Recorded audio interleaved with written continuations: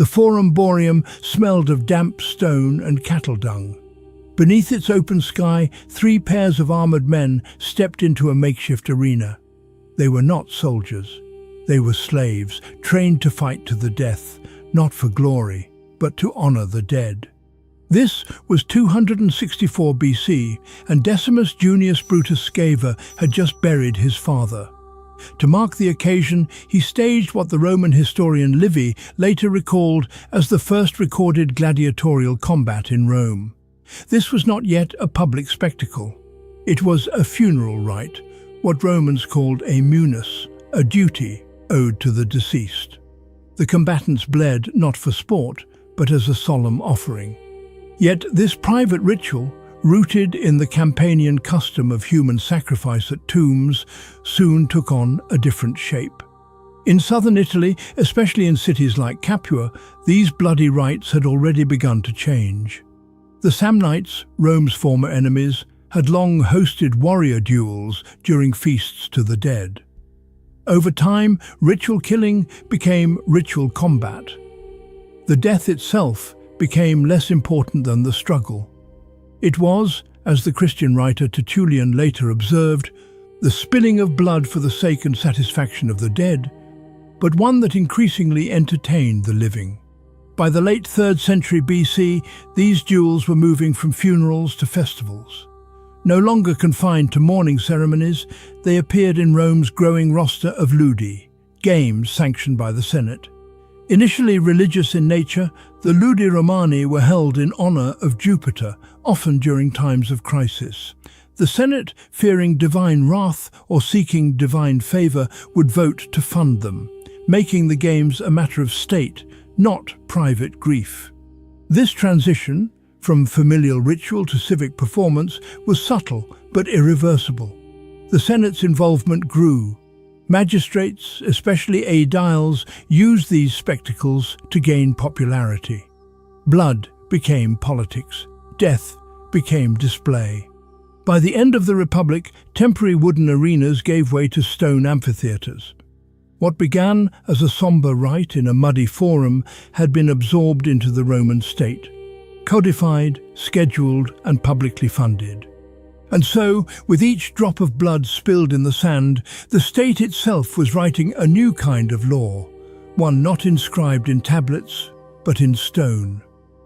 Gladiators forced to fight starving beasts.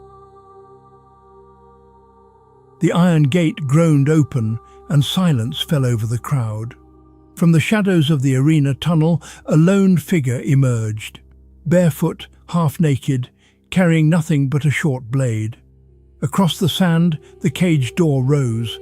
A lion, ribs pressing against matted fur, stepped out into the sunlight, starved, alert, and coiled with hunger. This was no duel. It was an execution, staged for public thrill. By the 1st century CE, Roman arenas had become theatres not only of human combat, but of man's forced confrontation with wild beasts. Known as venaciones when staged as hunts, or damnatio ad bestias when used for executions, these spectacles were designed to blur the line between punishment and entertainment. The condemned, criminals, prisoners of war, and sometimes even rebellious slaves, were thrown into the arena against lions, leopards, or bears, often weakened by hunger, to ensure a swift and violent end. The practice had earlier roots. By the late Republic, generals like Pompey had realized the political power of spectacle. He famously orchestrated shows in which men were cast against animals in elaborate displays, scenes where blood offered both punishment and applause. The more spectacular the death, the greater the triumph of the state. But not all who faced the beasts were condemned criminals. Some were trained fighters, bestiari, forced or paid to battle wild animals for the crowd's amusement. Mosaics and stone reliefs from the early empire depict such scenes with grim detail. A figure with spear raised as a lion lunges, a netcaster dodging the claws of a panther. One relief from the 1st century CE shows a fighter eye-to-eye with a charging beast, caught mid-motion in sculpted terror. These were not fantasies. In Roman Britain, archaeologists unearthed the pelvis of a man, likely a gladiator, scarred by deep bite marks matching the jaw of a large feline. The wounds told their own silent tale. He had died locked in combat with a lion. Across an empire, from the Colosseum to provincial amphitheatres, this ritual of blood played out again and again. Seneca, writing in the 1st century CE, recalled how some prisoners would kill themselves before their appointed spectacle, rather than suffer a death meant to entertain others. Their refusal was silent rebellion, a final act of control in a world designed to strip them of it. What unfolded in the arena was not mere violence. It was calculated degradation. Hunger was sharpened into a tool. Beasts were starved not only to ensure death, but to amplify suspense, to keep the crowd holding its breath as man faced claw, fang, and fate. In Rome, law and spectacle walked hand in hand, and the roar of a lion was not just nature unleashed, it was the voice of power, fed and starved to serve the state. Naumachiae, Rome's deadly water shows. The water glistened under the Roman sun, calm for only a moment. Then drums thundered, war horns cut through the air, and two full fleets surged toward each other across a man-made lake. Soldiers stood on triremes armed with spears and catapults. Below them, thousands cheered, not from riverbanks, but from stone bleachers. This was not war, it was entertainment. Rome called them Naumachiae. Mock naval battles fought not in distant seas, but in carefully engineered basins, often dug by imperial order.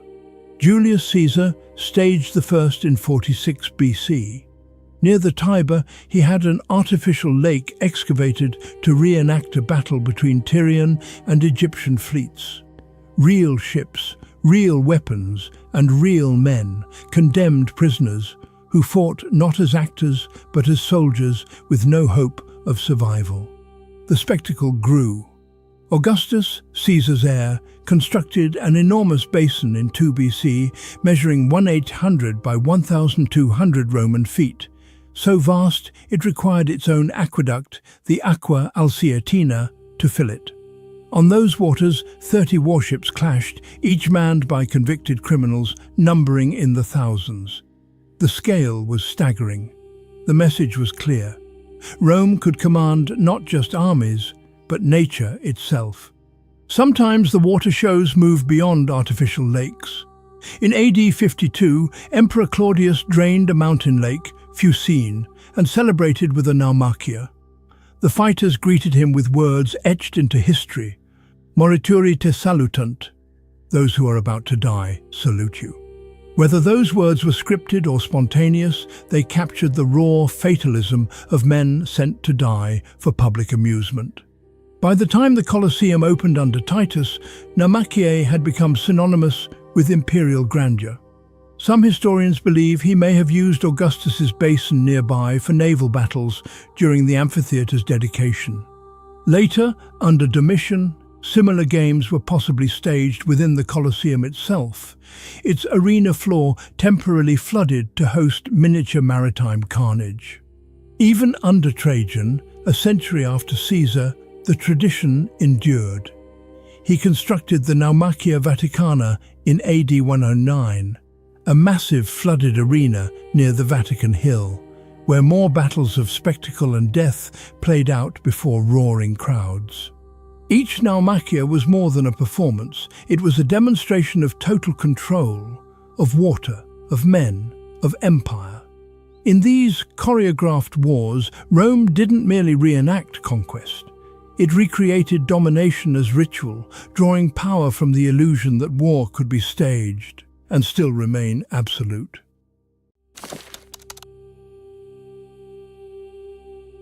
By the time of the Colosseum's grand opening in AD 80, executions were no longer merely punitive. They were theatrical. Emperors, beginning with Titus, used the midday break between gladiator matches to stage mythological tortures. These were not symbolic dramatizations. They were real deaths, designed to mirror the agonies of legendary figures. Martial, the poet and eyewitness to those inaugural games, recorded what he saw. He described an Orpheus figure entering the arena to enchant wild beasts with song. But unlike the myth, where nature bends to Orpheus's music, the arena's animals were uncharmed. A bear mauled the performer on cue. Elsewhere, a man playing Daedalus, the mythical inventor who flew with waxen wings, was ripped apart by another beast. Martial, with biting irony, wrote, "How you must wish you had your feathers now." One of the most disturbing reenactments was the myth of Pasiphae, the Cretan queen cursed to lust after a bull. Roman crowds witnessed a woman, or possibly a condemned man disguised, thrown to a beast in a twisted imitation of her fate. The performance blurred boundaries between myth, punishment, and voyeurism. Fire, too, played its role. The tunica molesta, a pitch-soaked garment, was fastened to the condemned and set ablaze. Sometimes this was framed as the death of Mucius Scaevola, the Roman hero who proved his loyalty by holding his hand in fire. Whether the victim played Scaevola or another fiery martyr, the result was the same: screams drowned beneath applause. Tertullian, writing as a Christian under Roman rule, bitterly described how victims were burned alive, tied to posts, and mocked as actors in a play of torment. "We are mocked as kindling men," he wrote, recounting executions where men were turned into living torches, pain masquerading as moral spectacle. These mythological tortures weren't about storytelling. They were control, wrapped in ritual. Rome didn't just kill.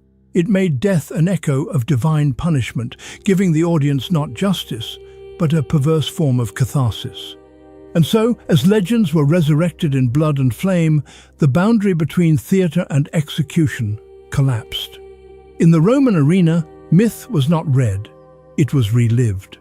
Rome's arenas turned ritual into policy, spectacle into statecraft.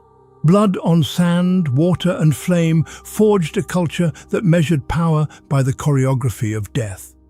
Their echoes still haunt every debate on violence and entertainment.